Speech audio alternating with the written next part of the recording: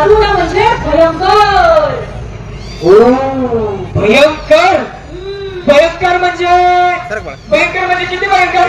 अरे भयंकर म्हणजे अति भयंकर. अति भयंकर म्हणजे किती? अरे तेच तर सांगते. अरे तुझ्या लग्नाचा वाढदिवस. हा अरे तुमच्या लग्नाचा वाढदिवस तू विसरला की जे घडे इतकं भयंकर. अरे बापरे एवढं भयंकर. भयंकर म्हणजे अति भयंकर. अरे काय सांगू तुला या मनुष्य स्वभावाच्या उदासीने त्याची इतकी मोठी दारू ना तिने मारीला माझा नांगा कडकडून. अगं पण तू तर विंचू चालवत होती ना मग हे इंगळे का भानगडे? अरे बाबा इंग्लिश म्हणजे मोठा विंचू. अच्छा मोठा म्हणजे भयंकर. भयंकर म्हणजे अति भयंकर. बर पण तुला माहितीये का मोठा म्हणजे किती मोठा? किती? मोठा. बर मला एक सांग तुला प्रश्न नाही पडला का की मगापासून उदासीनतेची इंगळी म्हणतीये त्याचा? मी तोच विचार करत होतो ही उदासीनता नेमकी आहे कुठं कुठं राहते कशी दिसती काय विषय नेमका? आता कसं मुद्द्याचं बोलणार? अरे उदासीनता म्हणजे भारतीय संविधानाबद्दलची उदासीनता. भारतीय संविधानाची उदासीनता म्हणजे काय? याच उदासीनतेबद्दल तर मी म्हणतेय काहीतरी मगापासून. बघा आपण स्वातंत्र्याची अमृत महोत्सव साजरा केला बरोबर की नाही? बरोबर. संविधान स्वीकारून सुद्धा आपल्याला 75 वर्ष झाली आहेत. तुला माहितीये का बऱ्याचदा संविधान हा शब्द म्हटला ना की लोकांना वाटतं आपला काय त्याच्याशी संबंध माझ्याशी काय त्याचं घेणं देणं. ते तर त्या काळ्या कोटवाल्यांचं किंवा त्या राजकारण्यांचं काहीतरी असेल ना त्या संविधानाचं माझं काय घेणं देणं. बरोबर आहे. संविधान मला पण माहिती आहे राजकारण्यांसाठी आणि वकिलांसाठी जास्त असतं का नाही? अरे नाही रे बाबा पण बाबासाहेबांनी आणि त्याच्या सगळ्या सहकार्यांनी मिळून ते संविधान लिहिले की नाही 2 वर्ष 11 महिने 18 दिवस हे सगळे विद्वान लोक एकत्र बसून त्यांनी जे संविधान लिहिलेलं आहे ते संविधान काय फक्त त्या राजकारण्यांसाठी किंवा त्या काळ्या कोटवाल्यांसाठी नाहीये ते तुझ्या माझ्या सारख्या सगळ्या सामान्य माणसांसाठी आहे. आणि तुला माहितीये का संविधान माझ्या रोजच्या जगण्याचा भाग आहे. शपथ रोजच्या जगण्याचा भाग आहे. पण मी तर फक्त ऐकीव माहिती किंवा ते पुस्तकाच्या स्वरूपात एवढंच ऐकून आहे. व्हॉट्सअप युनिट तिचा डायरेक्टर आहे हा बरोबर की नाही? बरं पण मला सांग आपण संविधान संविधान संविधान सगळं म्हणतोय पण नेमकं संविधान म्हणजे काय तुला माहितीये का? हा माहितीये ना. संविधान म्हणजे काय ते पुस्तक? संविधान म्हणजे काय ते पुस्तक? संविधान म्हणजे काय ते पुस्तक? संविधान म्हणजे काय ते पुस्तक? बरं मला एक सांग आपण समजून घेऊया सोपं. मला एक सांग तू कधी शाळेत गेलास का? शाळेत हो गेलो ना. वाटतं काय तुला बघून शाळेत गेलाय? नाही वाटत. नाही वाटत ना? पण गेलाय बाबा शाळेत.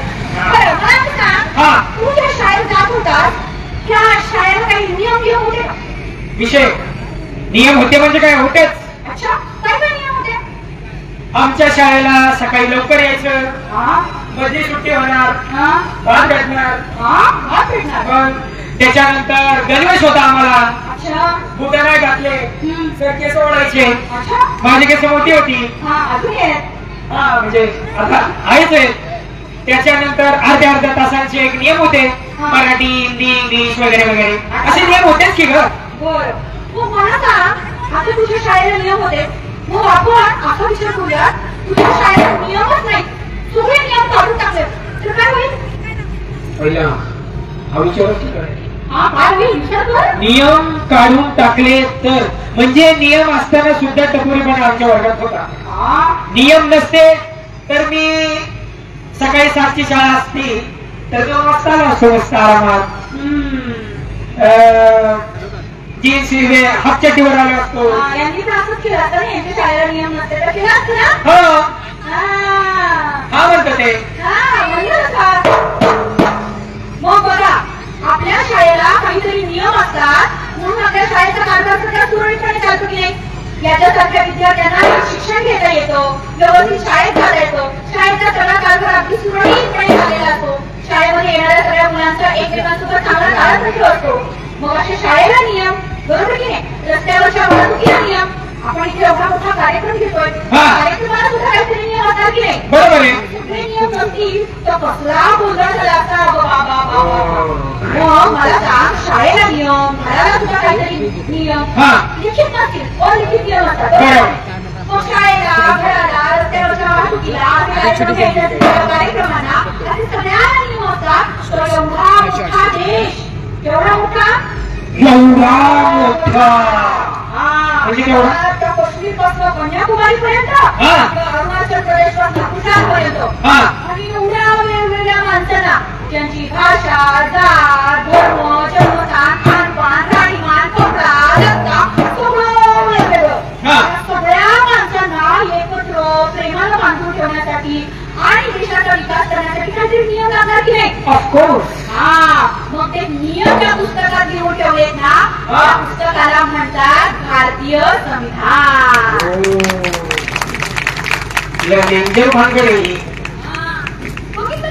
मग हे आहे भारतीय संविधान. बरं का?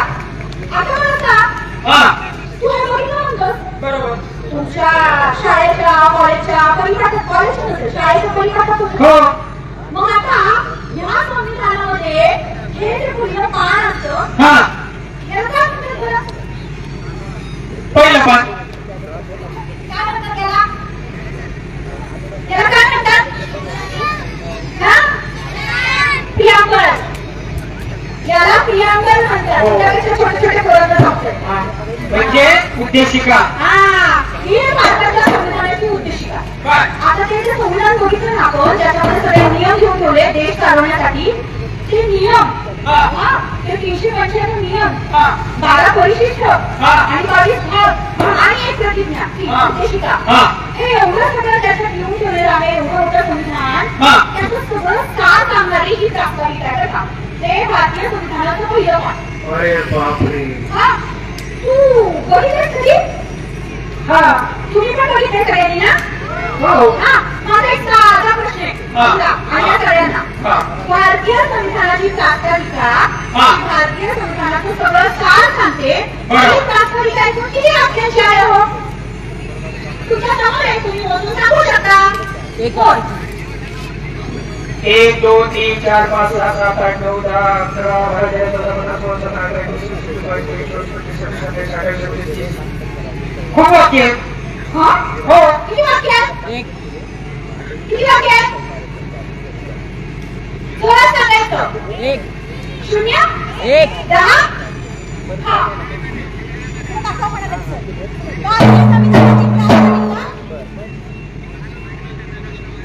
किती वाक्यांची आहे? तुम्ही बघितली असेल बघा. इतकी दिवसात नसेल तरी काय हरकत आहे, पण तुम्ही कधीतरी कुठेतरी बघितली असेल ना? एक व्हेरी गुड. अजून प्रश्न आहे. ती म्हणतीये, तुम्हाला काय वाटतं? 1 अजून 5 अजून कशी बोली 20. कोण म्हणतो 20? 20. एक नंबर. तर तुम्हाला आश्चर्य वाटेल बरं का, भारतीय संविधान लिहून 75 वर्ष झाले. आपण म्हणतो संविधान माझ्या बापानं लिहिलंय, पण कधी उघडून बघितलंय का? कधी हातात घेतलंय का? घरातल्या शोकेस मध्ये शोकेस म्हणून कोणाच्या घरातले संविधान किती लोकांनी वाचलं? तर आता ऐका गंमत. भारतीय संविधानाची प्रास्ताविका 74 शब्दांचं फक्त एकच वाक्य. 74 शब्दांचं फक्त एकच वाक्य. तुम्हाला खोटं वाटत असेल तर घरी जाऊन आपण ही पुस्तकं उघडून बघा. याच्या सगळ्यात शेवटी इथे पूर्णविराम आहे. वाक्य पूर्ण झाल्यावरती आपण पूर्णविराम देतो ना. मग भारतीय संविधानाची प्रास्ताविका 74 शब्दांचं एकच वाक्य. कळलं का? किती वर्षात आहे तू? आता कळलं, सांगितलंच. मला 28 वर्ष लागली. बापरे. 28 वर्ष निघाले याला. भारतीय संविधानाचं सगळं सार सांगणारी प्रास्ताविका 74 शब्दांचं किती वाक्य? 74 शब्दांचं किती वाक्य? म्हणून आपल्याला आज हे वाक्य खोट्या खोट्या समजून सांगितलं. सगळ्या सकाळप्रमाणे बसलेला आहात त्यामुळे एक प्रश्न सांगणार आहे. आता भारतीय संविधानाची प्राथमिकता एक वाक्याच्या आहे, तुला समजलं? बरोबर. आता भारतीय संविधानाची प्राथमिकता काय सांगते माहितीये? काय? या देशात कुणाची सत्ता असणार आहे. बरोबर. हा देश आपल्याला कसा घडवायचा आहे, कसा घडवायचा आहे. भारतीय संविधानाने इथल्या प्रत्येकाला काय काय दिलंय, काय काय दिले. आणि ही जे संविधान आहे ते कुणाला अर्पण केलंय, कुणाला अर्पण केले. आता आपण तेच समजून घेणार आहोत. घ्यायचं का? हो. तर या संविधानाच्या प्रास्ताविकेतले पहिले 3 सुंदर सुंदर शब्द आहेत. आम्ही भारताचे लोक. आम्ही भारताचे लोक. आम्ही भारताचे लोक. मग आम्ही म्हणजे कोण? आम्ही म्हणजे आम्ही. आम्ही म्हणजे आम्ही. पण आम्ही म्हणजे कोण? आपण आदराने कोण होता? आम्ही या प्रदेशाचे राजे आहोत. हो हो खरे आहे. मग आम्ही म्हणजे बघ ना, आपल्याला स्वातंत्र्य मिळालं की नाही, आपण सगळ्या ते वेगवेगळ्या मीमध्ये विखरलेलो होतो. कोणाची राजेशाही होती, म्हणजे तिथं मध्ये खुर्च्या रिकाम्या आहेत ना, काय गट इकडे काय गट तिकडे, तसं होतं. मग त्या गटातला राजा त्या गटातल्या लोकांसाठी, या गटातला राजा या गटातल्या लोकांसाठी होता. या गटातल्या त्यांचं काही घेणं देणं नाही, त्या गटातल्यांना यांचं काही घेणं देणं नाही. यांचा राजा चांगला तर हे सुखी, यांचा राजा वाईट हे दुखी. असं सगळं वेगवेगळं मी होतं का? जरी लढाई झालेली असली ना तरी मला काही घेणं देणं नसायचं. बरोबर. मी होतं ते. पण भारतीय संविधान जेव्हा अस्तित्वात आलं तेव्हा भारतीय संविधानाने त्या सगळ्या वेगवेगळ्या मीना एकत्र केलं आणि म्हणलं आम्ही या देशाची ताकद आम्ही आहोत. या देशाचं जे काही भलं बुरं चांगलं वाईट जे काही करायचंय ते आम्ही सगळे मिळून करणार. आणि हे संविधान तिसरं मुलाला नाही का? सांगत होते संविधान सभेमध्ये काय काय झालं, मतं पडली, कोणी देवाला म्हणाला, कोणी ईश्वराला, कोणी अन्नाला. पण शेवटी भारतीय संविधान ज्या माणसांसाठी लिहिलेलं आहे त्या माणसांसाठी हे संविधान अर्पण केलं. आणि म्हणून हे आमचं संविधान आहे, हे आपलं संविधान आहे. आणि आम्ही हा शब्द सांगतो की या देशात कुणाची सत्ता असणार आहे. या देशात आमची म्हणजे आम्ही या शब्दाला ताकद आहे. या देशातल्या सत्तेचा स्रोत आहे आम्ही भारताचे लोक. समजलं? भारतीय संविधानाने आपल्या सगळ्यांना या देशाचं मालक बनवलेलं आहे. कोण बनवलंय? मालक. एकदम तू या देशाचा मालक आहे बरं का? मालकासारखं राहायचं. आता याच्यातून काही शब्द सार्वभौम, समाजवादी, धर्मनिरपेक्ष, लोकशाही, गणराज्य, हा शब्द नाहीये. 5 शब्द आहेत. सार्वभौम, समाजवादी, धर्मनिरपेक्ष, लोकशाही, गणराज्य. काय सांगतात माहितीये? काय सांगतात? आपल्याला हा देश कसा घडवायचा आहे. लहानपणी तुला सगळं कुठल्या तुला हृदय बनव. तुझ्या खांद्यांवर या देशाचं सगळं उत्तरदायित्व आहे. विषय तुला हा देश घडवायचा आहे. विषय हा देश तुला प्रगती करायची आहे. विषय पण काय विषय कसा करायचा तुझा? बर हा एक साधी गोष्ट. तुला चहा बनवता? बर मी तुला 1 किलो तांदूळ, अर्धा किलो मुगाची डाळ, 4 हिरव्या मिरच्या, 1 गठ्ठा लसूण आणि जिरपुरी देते.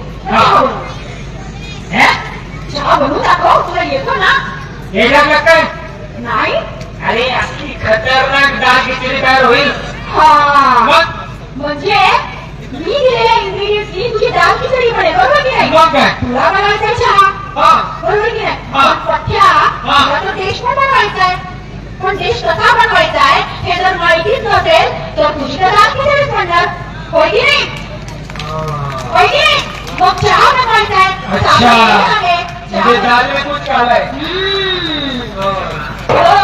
देश घडवायचा आहे.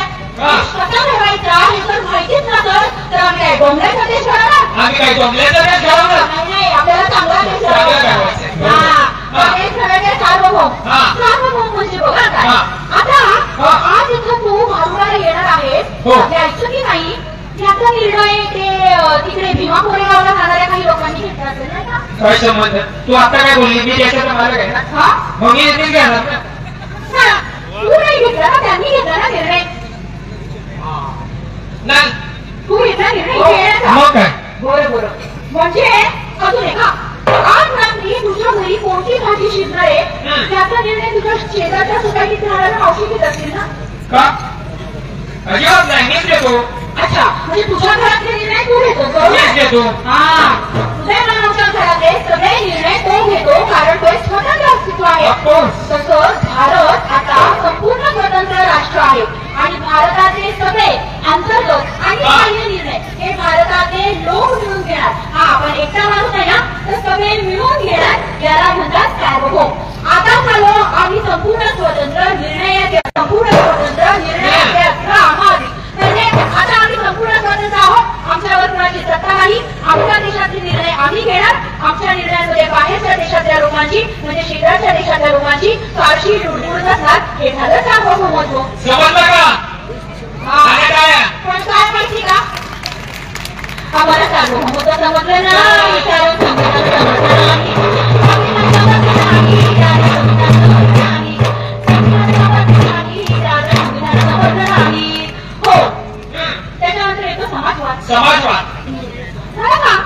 सूर्याचा प्रकाश कोणासाठी आहे? सूर्याचा प्रकाश सर्वांसाठी. नदीचं पाणी सर्वांसाठी. बरं. हा वाहणारा झुळझुळ वाहणारा वारा हा वाहणारा झुळझुळ वारा सर्वांसाठी. बरं. तो वारा असं म्हणतो का हा मला लय आवडलाय याच्या अंगावर जातो बघा बघा असं होतं का? अजिबात नाही ना. वाहणारा वारा, नदीचं पाणी, सूर्याचा प्रकाश सगळ्यांचा सर्वांसाठी असू दे. या देशातली जी काही नैसर्गिक संसाधनं आहेत, जल, जमीन, जंगल याच्यावर सगळ्यांचा समान वाटा असला पाहिजे. या देशातल्या प्रत्येकाच्या हाताला काम आणि कामाला योग्य तो दाम मिळाला पाहिजे. या देशाच्या प्रत्येक मुलाला शिक्षण मिळालं पाहिजे. आणि या देशात सगळ्यांना समान संधी मिळाली पाहिजे. हा आमचा समाजवाद. म्हणजे जल, जमीन, जंगल याच्यावरती सगळ्यांचा समान अधिकार असला पाहिजे. समजलं? हो. आम्हाला समाजवाद समजला नाही.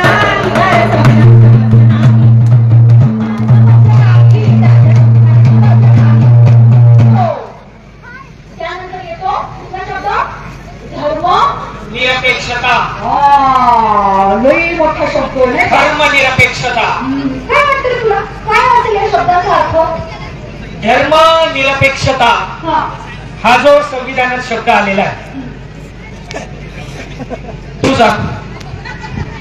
अरे मी मला कसं वाट बघते, तू काहीतरी सांगशील.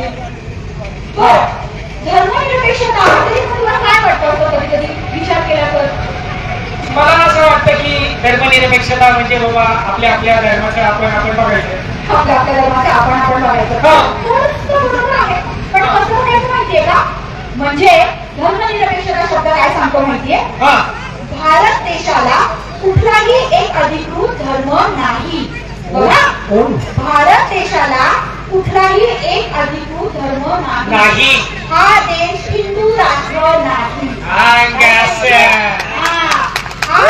हिंदू राष्ट्र नाही. हा देश हिंदू राष्ट्र नाही. भारत देशाला कुठलाही एक धर्म नाही. पण भारत देशातल्या प्रत्येकाला त्याचा वैयक्तिक धर्म आचरण्याचा, त्याची पूजा अर्चा करण्याचा, त्याच्या सगळा प्रचार प्रसार करण्याचा संपूर्ण स्वातंत्र्य आहे. म्हणजे देशाला धर्म नाही. देशाच्या शासन व्यवस्थेला, न्याय व्यवस्थेला, सरकारी यंत्रणेला धर्म नाही.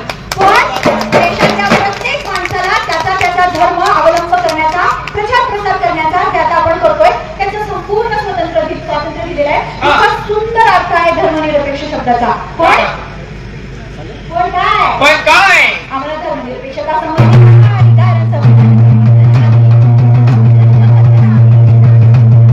नाही. संविधान समजलं नाही. संविधान समजलं नाही. हो. त्यानंतर येतं लोकशाही. आता लोकशाही म्हणजे मगाशी सरांनी सांगितलं लोकांसाठी लोकांकडून चाललेले राज्य, अब्राहम लिंकनची व्याख्या. पण माझा एक साधा प्रश्न आहे, लोक म्हणजे कोण? लोक म्हणजे कोण? लोक म्हणजे हे काय? कोण लोक म्हणजे? बोला. लोक म्हणजे आपण सगळे. बरोबर की नाही? म्हणजे लोकशाहीची व्याख्या काय? आपण सगळ्यांनी आपल्यासाठी आपल्याकडून चालवलेले राज्य म्हणजे लोकशाही. म्हणजे जसा राजा मालक असायचा तर काय असायची? राजेशाही. हुशार वर्ग. मग आता लोक मालक आहेत तर काय आहे? लोकशाही. आणि या लोकशाहीनं आपल्याला या देशाचं काय बनवलंय? मालक बनवलंय. बरोबर. पण कसं रे, कसं बनवलं तुला मालक? एक काय गोष्ट दिली तुला की तू या देशाचा मालकच म्हणायला लागला स्वतःला? आता माझ्या तू जेवढं सांगितलं त्यानुसार माझं आपण काय शिकलो, या देशाने मला मालक बनवलंय. पण तू मी वाटच बघत होती. आपल्याला एक असा सुंदर अधिकार दिलाय की ज्यामुळे आपण या देशाचा मालक बनलोय. आपला अधिकार माहितीये का? आपला हिंट देते. हिंट देते. हिंट. ओके. कसला अधिकार आहे? कसला? कसला अधिकार आहे हा? मताचा. कसला अधिकार आहे? मताचा. हा मताचा अधिकार देऊन आपल्या प्रत्येकाला या देशाचा मालक बनवलेला आहे. पण होतं काय माहितीये? काय होतं समजून घ्यायचं? हो. बघा, 2-5 वर्षांनी आपल्यामुळे काही माणसं येतात. बरोबर. इतकी वागतात की असं वाटतं की आता हे आपल्या पुढे लोटांगणच घेतील. बरोबर की नाही? काय म्हणतात माहितीये? काय म्हणतात? दादा, ताई माई अक्का, आम्ही तुमच्या जातीचे, आम्ही तुमच्या धर्माचे, आम्ही तुमचे लांबचे नातेवाईक. मग काय? हे घ्या, ओला कचरा, सुका कचरा, पितळेचा किंवा स्टीलचा. पितळेचा खूप झाला, स्टीलचं वाडगं. बायका तर साडी दिली की खुशच. डस्टबिन दिला तर विषयच नाही. कार्यकर्ते, ओला कचरा सुरवलं.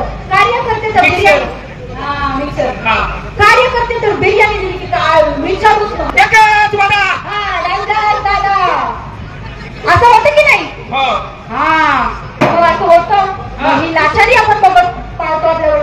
इतक्या वाकलेल्या माणसाला आपण एवढी भरमसाठ मतं देतो की त्याचा कणापार ताट करून टाकतो आणि तो पुढे नंतर आपली वाट लावतो. बरोबर की नाही? खरंय. पण लोकशाहीचा हा मताचा अधिकार जो आपल्याला मिळालेला आहे तो डोळेपणे बजावला पाहिजे. माझा देश आहे, मी माझ्या देशाचा मालक आहे. बरोबर की नाही? तू कधीतरी बसनं प्रवास करत असतो, पुढच्या सीटला छोटस होल पडलेलं असतं. आपण काय करतो? अजून मोठं करतो. काय करतो त्यातनं? करतो की नाही? बरोबर की नाही? पण हे आपल्या दारात उभ्या असलेल्या गाडीचं करतो का? नाही. पण देशाची गाडी आपलीच गाडी आहे ना, आपल्याच पैशावर चालते. बरोबर आहे. म्हणून या देशाचा मालक मी आहे. या देशात ज्या काही यंत्रणा सरकारद्वारे चालवल्या जातात त्या माझ्या पैशातून चालवल्या जातात, माझ्यासाठी चालवल्या जातात. मी या गोष्टीचा मालक आहे. त्यामुळे कधी निश्चित आंदोलन करताना तोडफोड करू नका. ते आपल्या मालकीच्या संपत्तीचं नासूक असतं. लोकशाहीमध्ये डोळसपणे वागलं पाहिजे. डोळसपणे वागलं पाहिजे म्हणजे काय? तर ही जी माणसं येतात 5 प्रकारचे प्रलोभन तुम्हाला देतात. जातीचा आहे, धर्माचा आहे, पैसे घ्या, नातेवाईक आहे, यावे त्यावे. या माणसाच्या प्रलोभनाला भुलायचं नाही.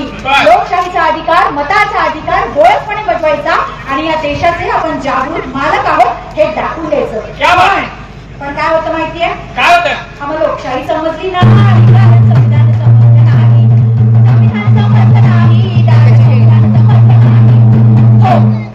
त्यानंतर येतं गणराज्य. काय? गणराज्य. अरे बुद्धांपासून चालत आलेली परंपरा आहे गणराज्याची. गण म्हणजे समूह, अशा छोट्या समूहांचं मिळून बनलेलं एक राज्य. पण भारतीय संविधानामध्ये गणराज्य म्हणजे काय माहितीये का? जसं आपण निवडणुकीद्वारे आपला प्रतिनिधी निवडून देतो की नाही, तसंच आपल्या देशाचं सगळ्यात मोठं पद सगळ्यात मोठं. आपल्या देशाचं सगळ्यात मोठं पद माती खाली का? शाळेत गेला नाही? आपल्या देशातलं सगळ्यात मोठं पद कोणतं असतं? पंतप्रधान. कोणतं असतं? राष्ट्रपती.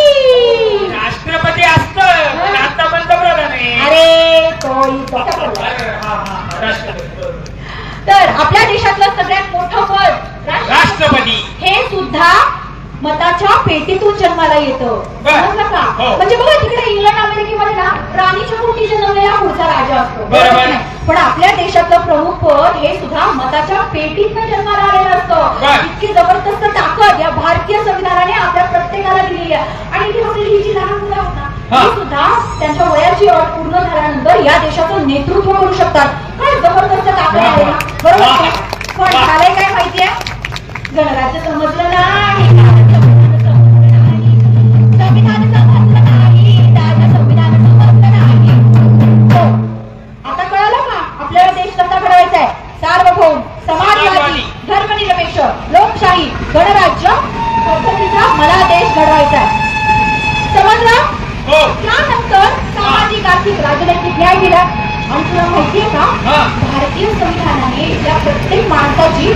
5 प्रकारची स्वातंत्र्य मान्य केली आहेत. कुठली माहितीये? कुठली? विचार, विचार, अभिव्यक्ती, विश्वास, श्रद्धा आणि उपासना. विचार, विचार. तुझ्या शरीरातला कुठला अवयव विचार करतो?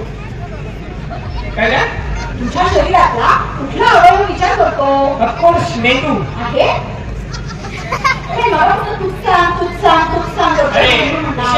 तूच सांग.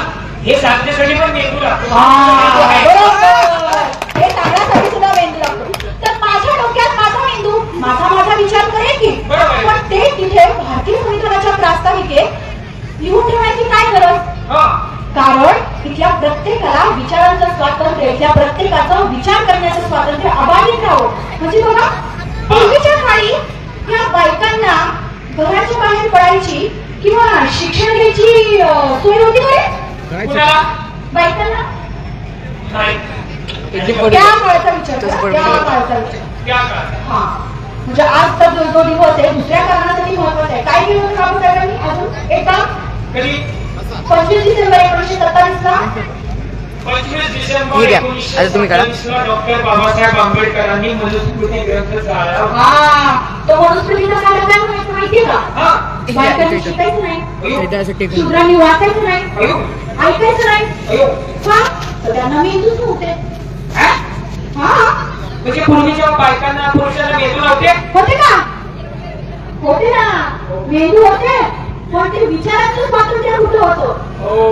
हे विचाराचं स्वातंत्र्य भारतीय संविधानात डॉक्टर बाबासाहेब आंबेडकरांनी आपल्या सगळ्यांना दिलेलं आहे.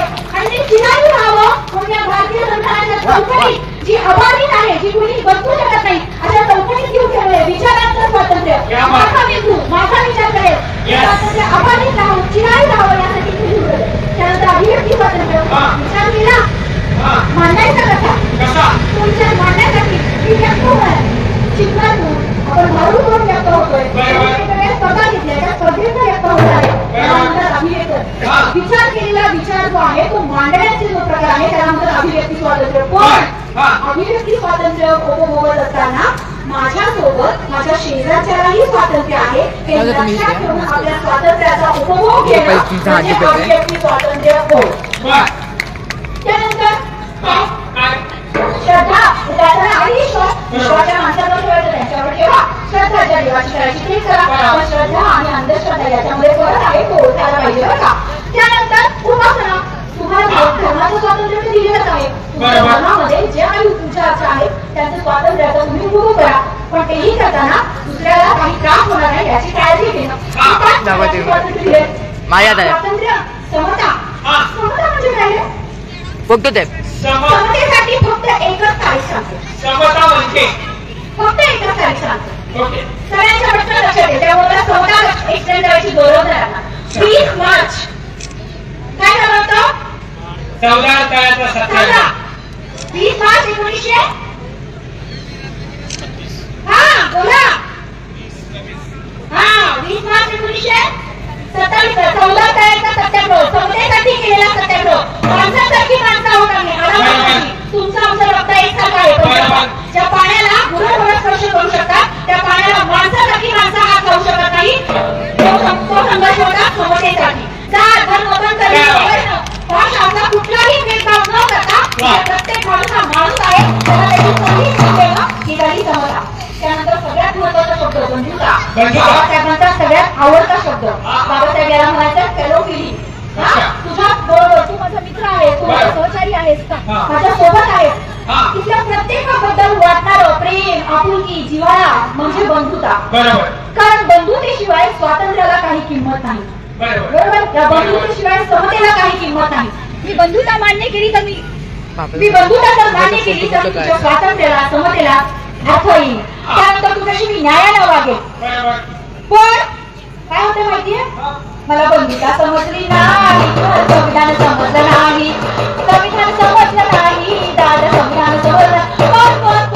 पण आता वेळेच्या अभावी आपण खूप काही बोलू शकत नाही. पण मला असं वाटतं की भारतीय संविधानाने आपल्याला स्वातंत्र्य, समता, न्याय, बंधुता ही मूल्य व्यवस्था दिली. त्या मूल्य व्यवस्थेवर चालणारी सगळी माणसं इथे आपल्या समोर बसलेली आहेत. आणि आता आपण जे काही सांगण्याचा प्रयत्न केला आहे ते त्याचा 1% का होईना कळलं असेल. कळलं का? मग भारतीय संविधान माझ्या जगण्याचा भाग आहे आपण असं बरोबर की नाही? कुठलाही भेदभाव न करता आपण घरात वागलं पाहिजे.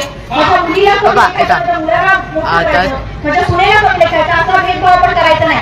माझी तहान अर्धा ग्लास पाण्याची आहे, मी अर्धा ग्लास पाणी घेतलं पाहिजे. त्या उरलेल्या अर्ध्या ग्लासावर दुसरा माणूस कधी अधिकार आहे हे लक्षात ठेवा.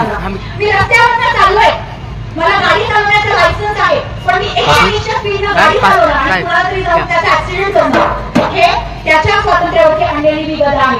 या छोट्या छोट्या गोष्टींची काळजी घेतली ना तर आपण संविधान जगू शकतो. आणि म्हणूनच आम्ही म्हणतो भारतीय संविधान हा आपल्या जगण्याचा भाग आहे. संविधान समजलं बा.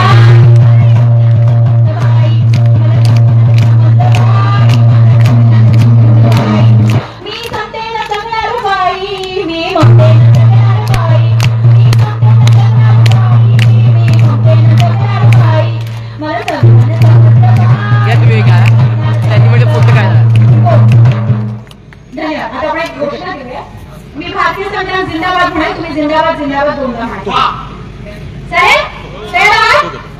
थोडासा जोश आला का? हा चलो.